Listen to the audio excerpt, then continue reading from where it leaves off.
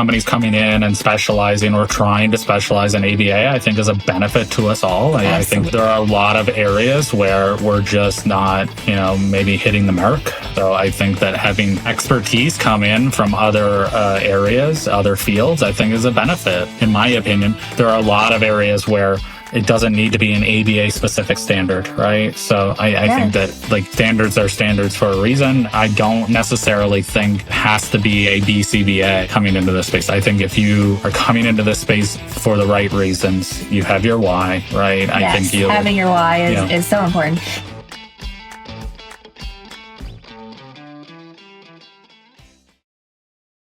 Hello, everyone. Welcome to our podcast. Welcome to ABA Business Leaders, presented by 3 Pi Squared. I'm April, and this is Stephen. How are you doing? And today we're going to talk about red flags, but in a different way than we've talked about them before. We have talked about red flags for certain things, but today we're going to talk about red flags in ABA service providers. So I think those of you out in the ABA space, ABA business owner space, would agree that it's become a really great market, right? For an opportunity for others outside. So you're talking about consultants or things like this, is that right? Yeah. So I'm people prepared. People wanting to take your money. It's okay, well, how do we know who to trust, and what questions should we ask, and what are we looking for? Maybe you have a dual degree, right, in business, right? Or maybe you're business savvy and you grew up in a family of entrepreneurs and business owners and you really have a good handle on it. But I know that there are a lot of clinicians out there who don't, right? They just want to be able to provide ABA and do it in the way that they want to within their company, and they're learning all the business stuff as they go. Can I say something? And you might get into this anyway, but just something to be aware of, business associate agreements are super important. So if any of these consultants, mentors, coaches, whatever, are going to have access or potential access to your client information, it is important that you have a business associate agreement in place with them. And I would also recommend in one of our handbooks, in the HIPAA policy that we have a business associate agreement questionnaire. You can probably do a Google search and ask, do a Google search for business associate questionnaire. Just ask them some questions like, who's their security officer? When's the last time they've had HIPAA training? Things like this. Because if they're answering no, to a lot of these questions, you may want to look somewhere else simply because they may not have your best interest in place. And then one other thing, super important, I've gotten pushback from attorneys that said, I don't need a business associate agreement. We have customer, client confidentiality. Yeah. And that's not true. The HHS is very clear on this, that even attorneys need a business associate agreement in place. So just wanted to say that. You may get into it, but I just wanted to cover that. Great advice for sure. So red flag number 1. So no input or development from clinicians. So if a company, does a company have to be clinician owned to give great value to clinicians? What are some advantages to working with a clinician versus someone who's not a clinician? So just in general, right? Yeah, I'm not a clinician. I think I add a lot of value.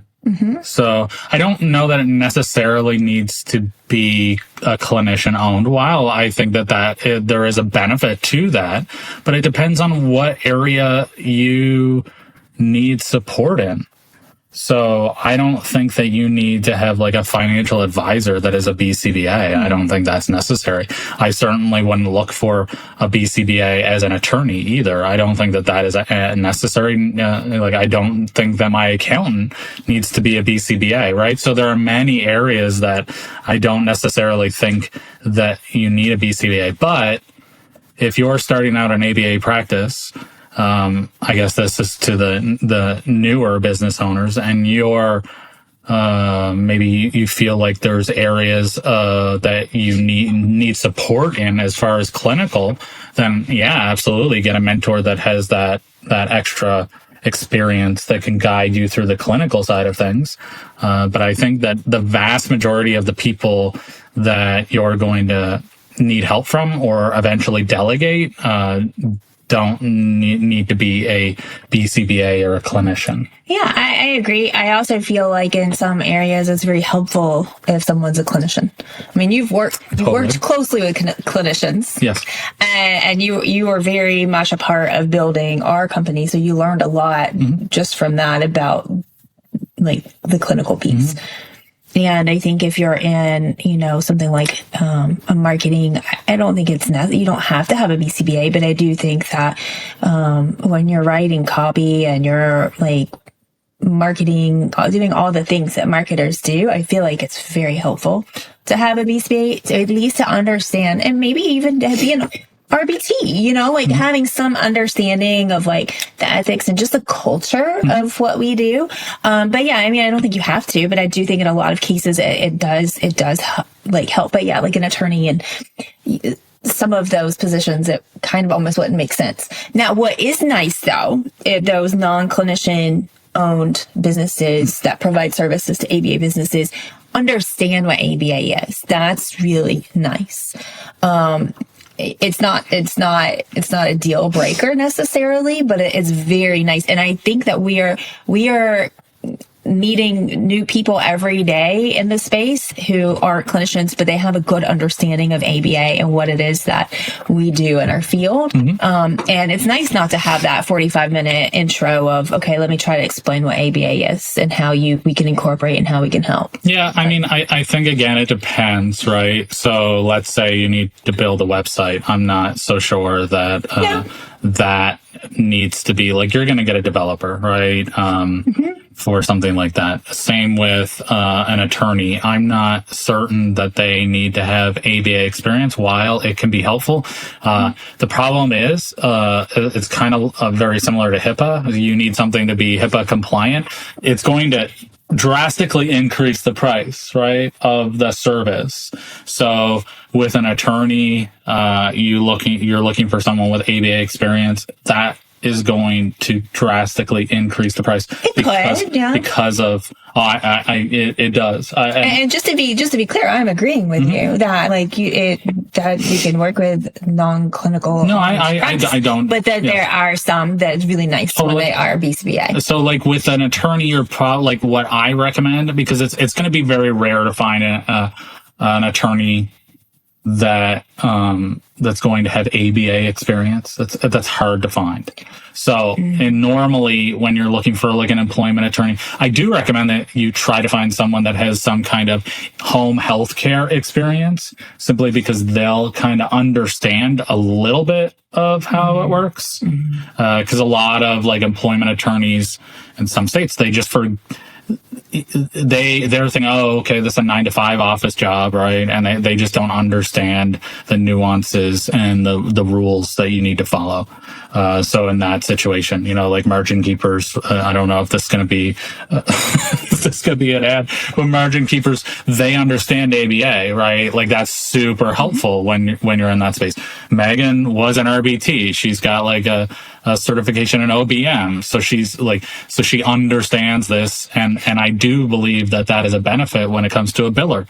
Not only does she have a lot of experience in ABA billing, but she understands ABA. I think that does add. Matt, our marketing person, he does understand ABA. Like, we've talked about this, but like one of my biggest pet peeves with the 15 marketing people that we've tried over the years is like they would say, like they would use it, ABAs. You're looking for ABAs. No, I'm looking for ABA companies. I'm looking for ABA practices, right? Just things like that someone in this space wouldn't say, right? It's going to really cause issues when you're trying to market your stuff. So yes, I do think that having some experience in the field will be a benefit. But it's not like you said, it's not a deal breaker in some cases. Red flag number 2. Okay. So a lot of people come into this space some to start the ABA company, some to provide services to the ABA company, because they don't understand like the overhead in ABA, and they just see dollar signs. They see reimbursement rates and they see dollar signs. And so they assume that ABA business owners have a lot of cash. Yeah. Or, as some people come into it as an ABA business owner thinking that it's going to be a big money maker for them, right? So how much is too much to pay for these services? Would you rather pay a company $3K to run HR or hire your own HR person for $5K a month? Or, how should you prioritize doing it yourself within your own company versus hiring contractors? Yeah, I mean, like it's going to depend, right? And so I can't give you a really good answer on this. Maybe I can. I'll try my best. But it's going to depend on the gaps that you have within your expertise and the people that are supporting you, right? So like in our case, I had some policy understanding because of my background. Well, you're right? a process engineer. Yes. So you could pretty much turn anything into a process if you understood what it was that needed to be done. And so like reading that legalese stuff while I'm not an attorney wasn't that complicated for me, and I could manage that kind of stuff, right? Like I learned how to build a website, right? So like maybe I didn't need a developer right off the bat, right? And so what normally happens in these situations, I guess the best example I could provide is it's very similar to the insurances that you purchase. So maybe at the start, you only need the simple insurances, right? Professional liability, workers' comp, general liability, stuff like this, right? But as you grow, you're going to have more risk. And so then you're going to be like, maybe I should get, an umbrella policy. Maybe I should get cyber insurance. You should probably get cyber insurance to start anyways. Maybe I should get, there's different types of insurance that will protect different areas of your company. And then maybe you're wanting to go with a different insurance provider because it covers more areas, or there's more, they will cover more expenses, right? And so you're going to get different insurances at different levels. And when you're just out by yourself, maybe you're just getting cheap insurance, right, to cover the basics. But as you grow, you got 3 million in revenue, then you're going to add different insurances. And I think that adding consultants is very similar. Can you get away with, simple HIPAA security stuff at the start? Probably. Right. But then when you have a larger team, 20, 30 employees, you may want to have some on-call support that can set up your devices, that can keep up with all the latest issues that are going on in HIPAA, because you have more risk. Right? Does that make sense? Same with an HR person, right? I don't know that I would spend $5K on an HR person when I have 2 employees, right? I would be going with Legal Shield, right? Yeah. And that would be, but if I have 50 employees and it's like, man, Legal Shield isn't covering me enough, I need that ongoing support, I don't want to handle this anymore, then I think an HR person may be the right step. But to say, this is an acceptable price, I don't know that I could give you an acceptable price, right? Because it depends on the area that you're in. You're probably going to find a cheaper HR person in Alabama than you would in San Francisco. It really boils down to that delegating piece that we talk about too, right? Yeah. And also understanding your budget, understanding how much money you have coming in and how much you can afford to go out. But just because someone's offering something like at a super high rate, like, doesn't necessarily mean that it's a great service or a great thing. No, I mean, I think you would look at the reviews, right? You would ask to see, hey, can I talk to some of your customers out there, right? I think that when you're spending this amount of money on something, you want to make sure that you're going to get what you're asking for. So that's important to know, that you're working with trusted people. I don't know. I mean, it's going to depend on also the personality of the person, right? Like, I'll often get the question, like, what question should I ask to an attorney or an accountant? And for me, it's not so much what question should I ask, is like, just ask them something, right? And see what their response is. And if you get the feeling that you're wasting their time, right? They're not really answering your questions, or it feels like you're an inconvenience that you're even asking a question. It's probably not the right person for you. All right, red flag number 3. So what about a service that they're providing services for multiple different industries and they're just getting into ABA? Maybe they already work with OT or speech or a clinical psychologist or maybe home health care in general, and they're just getting into ABA. Should a company only focus on ABA to be good? What good questions can you ask to make sure that the company really understands ABA and isn't just putting it into a basket with like PT, OT, speech kind of things, or home health care? Yeah, I mean, the biggest one that I could, I guess the one that comes to mind more often in this is billing, right? So when we were trying to do our billing course, we interviewed a bunch of ABA billers, right? And then we started talking about ABA billing, and it was quite obvious that they did not understand ABA billing. They couldn't even provide us, like, what are the codes, right? So these are questions that I would certainly be asking. And again, like, they have to, it's going to depend, right? Because again, an attorney is going to be different than a biller. I would not just say, hey, yeah, you did OT billing. Great. Well, I'm sure ABA is just as good. Right? You're just as good at ABA. That's different, where an attorney, maybe it's not that big of a deal. And then, back and forth on marketing. We've had so many marketing people that are experts and amazing, and they've done so much amazing marketing, and then it just doesn't work out because they just don't know this space. So I think I wish that I could give a better answer to them, but it's going to depend, right? It just depends. And I think when you're hiring someone like a biller, for example, they better give you some really discounted rates, not knowing the space. And they certainly shouldn't lock you into a long-term contract if they have zero experience in ABA. That would be, I don't know. Does that make sense? I mean, ABA is very specific, and there's a lot of those strange quirks that are very specific to ABA. And so it doesn't mean that a provider coming into this space doesn't know, like, you shouldn't necessarily, it doesn't necessarily mean you shouldn't work with them. Like, if they're willing to learn, if they're putting the work in, and they're, as you're talking to them, it's obvious that they are understanding a bit about ABA and how things work. But yeah, like you said, like I wouldn't come in with a newbie coming into the field and, sign long-term contracts or pay them a lot of money.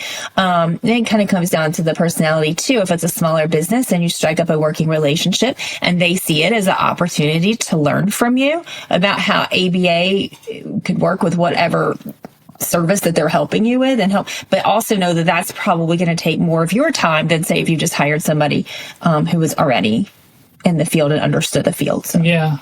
Again, I think it does depend a little bit, right? But it's definitely something to be on the lookout for, because ABA is very specific. Yeah, and it is really nice. And this is something, again, that I do recommend. And when we vet people, we do try to look for people that have experience in ABA.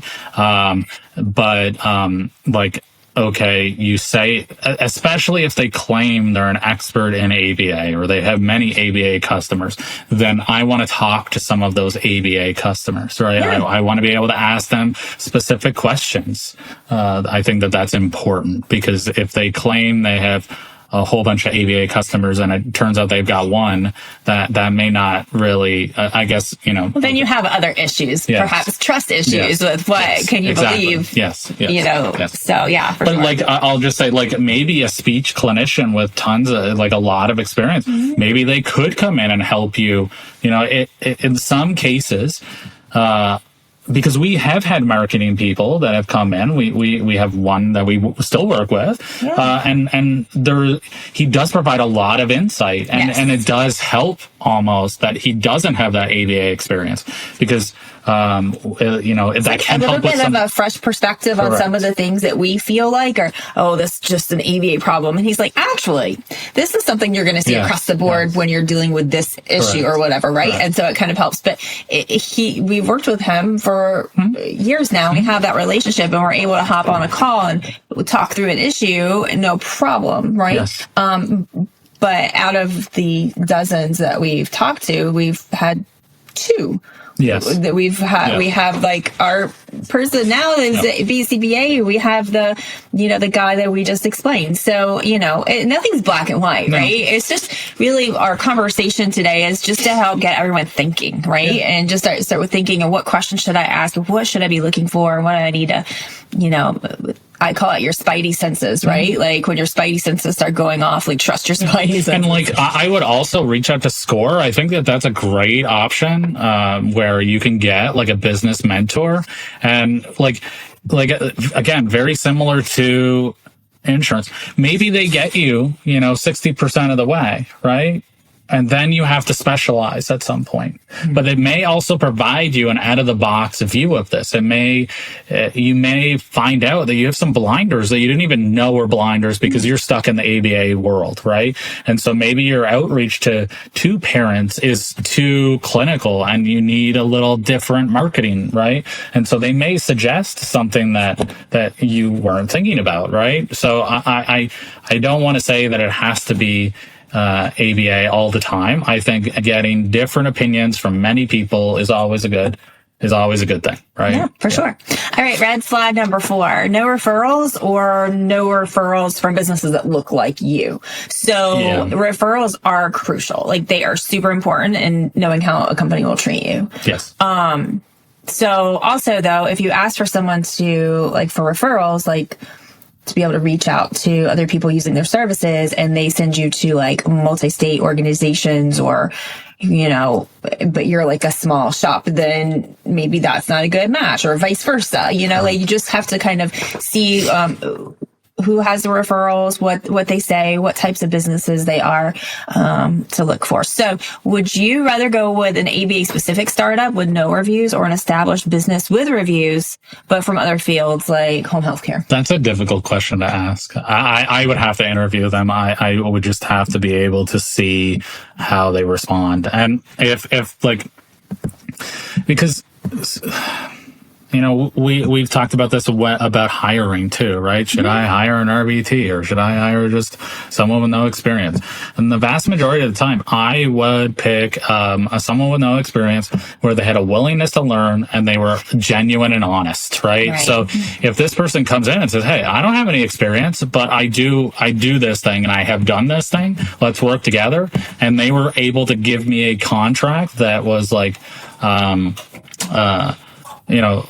beneficial to both of us, then yeah, sure, let's try it and see, right? But yeah, it may not be the right fit, but you would want to be able to eject, right? Without being stuck with some long-term, you have to sign for a year. That's not cool. So yeah, I guess it's going to depend. Red flag number 5. They sell hard and have unbreakable contracts. You just already, said that. So different, depending on the market, right? Depending on, they may have contracts with no opting out, or you have to pay high fees if you opt out, things like that. So how long is too long to be locked into a contract? Do you always ask for opt-outs, or are you willing to commit to 1 year or more to save money? I mean, I'm thinking about our ABA Business Leader membership. That is a year. It's a 12-month membership. I think that for something like building your business, we follow you through getting your in-network contracts, right? And so I think that has to take a year, right, to go through all of that. So I'm fine with selling that as a 12-month membership, right? And so we do not offer a 1-month membership. So there are certain things that you're probably going to have to pay for a year, right? Many of the subscriptions that we have, for our websites and stuff like this, you can get maybe a monthly fee, but it's going to cost a lot more. So if I know I'm going to use it, I might as well get the year fee. I would say that some practice managements are probably going to be like this. So again, I wish that I could give you a better answer, but it's going to depend, right? And I think if they are going to lock you into a year, it's, what do I do if I don't like this? Do I get a refund, right? Like, for practice management, especially if I'm paying $1,000 a month or, maybe even more, and I don't like the way this works, do I have to continue paying you, and then also have to pay somebody else? But then you also think about and I know that this isn't really a contractor or anything, but a lease on a building. I mean, you're stuck, right? Like, you're probably going to have to sign a 2-year lease. Well, I think for businesses, the minimum is 3. And even still, sometimes it's hard to get a 3-year lease. And at least that's how it was in Northern Virginia. And then, with attorneys, a lot of them require a retainer, right? And so that's just the way it is. So, and then, HIPAA consultants, I mean, a lot of them do require a year kind of contract that you can go, but some do month to month. So I guess, again, it's going to depend on how much value they have. But if they do come with high, really good ratings, you've heard from others that this is really good in the ABA space, then I'm not opposed to signing a year or 2 contract. Right? I feel like it's definitely worth asking, what if I'm not happy with this? I mean, some things are just like the business, the members, the business leaders membership. But then I'm also thinking things like marketing or things like, I can't think of it, but if you need more than a month to really show to get anywhere, right? And so you might, the person contracting with you. I know we've done this with some people that we've worked for, with contractors that we brought in to help 3 Pi Squared too. It's okay, we need some kind of time commitment to know that we can work with each other to work through the issues. Mm-hmm.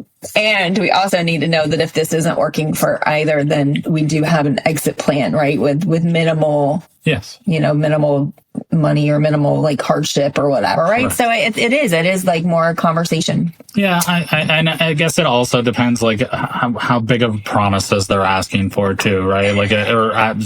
How what are the promises that they're saying? Are these crazy lofty promises that's just something in my experience though, I feel other than things like memberships and practice management software, stuff like that, they just kind of make sense. It's typical to have contracts, year-long contracts, or phone services and things. I mean, some stuff that's just how that industry is.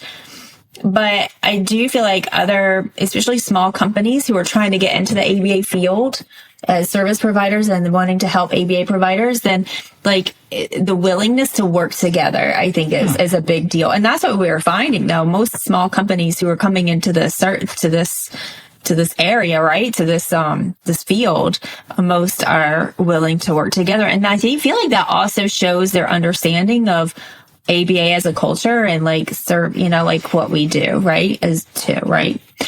Okay. So those are our 5 red flags that we went through, okay. But I do have a few more questions for you. Sure.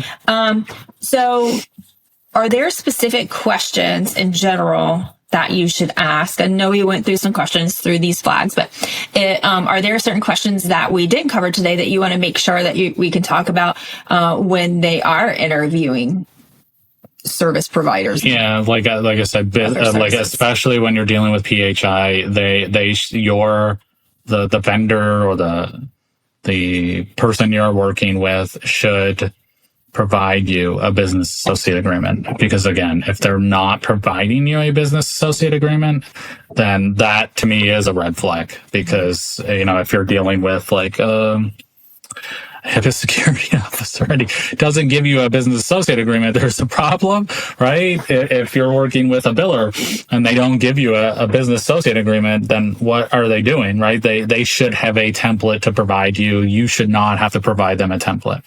So, and then, like I said, there are certain questions around that I would be asking, right? Who's your security officer? What do you do in case of a breach? Things like that I think are really important. And then on the attorney side of things, I do like to ask questions around, do you have any experience with ABA? And if the answer, which more than likely is going to be no, I don't even know what ABA is, then we're asking questions around, especially if you're working in home, obviously. But do you have any in-home healthcare experience, respite care, early intervention, things like that? Is probably, even if they have like education, like school experience, that could be helpful. At least they're going to understand a little bit about you, which can be helpful. But again, you may not be able to find that. But I would like another situation with an attorney, especially, like this happens all the time, and it's really difficult. Is like, do I need a PLLC to be an ABA provider in this state, or do I need an LLC, or do I need something else? Right? Like I went through this, I don't know, 4 or 5 months ago in Texas, and I went to the Texas government. Again, I tried emailing back and forth, but do they need a PLLC? Because it kind of looks like they do, and they're like, I don't know, right? And so, like, it's wild that the government can't tell you if you need a certain business structure. And then the same with California. It's some people are claiming that you cannot have an LLC as an ABA, as a BCBA. Yet the BCBA is not licensed in California, so therefore you should be able to. And I'm getting a variety of opinions from ABA business owners and attorneys and accountants in this space. So, so having someone with that experience can be beneficial, right? So I don't know. What questions can you ask? Yeah. I think you covered it. Okay. I mean, I think too, like, just when you're asking these questions, you already said it is like, how do they respond? Yeah. Like, what's their tone when they're responding? Are they seem to be willing to discuss these things and work with you or not? And depending on what the service is that you're contracting or purchasing or whatever, will depend on like what level of that you need, right? Yeah. And I would also say trust your gut. Like, I think that there's more value in that than a lot of people, where, as an engineer, my thing is, information, data, right? Well, what do the numbers say? And I would assume that a lot of BCBAs are probably that way too. Oh, the reviews are good. All these people said they were good, so therefore they're good. That may not necessarily be true. And, there are probably some people out there, I can't imagine any, but that probably wouldn't want to work with me, right? I think I'm awesome, but they may be like, yeah, we just don't mesh, right? Like, this just isn't the person. I need somebody else that can do this, right? So there are many people out there that are doing amazing work in this space, and it's really important that you find the person that you can work with, right? And again, that you get what you need. I think that is the probably the most important thing, is if they are not providing a value to you, then you should not be using them, right? No matter what the reviews are, like, if they're not giving you what you expect or giving you what was agreed upon, then we need to stop. Yeah, right? I agree, because, part of, you want to enjoy work, Absolutely. right? And, opening and building, an ABA business, building anything is hard, right? And challenging. And so, like, the more people that you can surround yourself with that you enjoy and you get along with, doesn't necessarily mean that you're going to, you would be friends with them outside of work, but on a working relationship, you get along with each other. Then that just makes your life a little bit nicer. Yeah. Okay. So now for 3 Pi Squared, we also work with other services, right? We contract with other professionals as we work together, as we help provide information.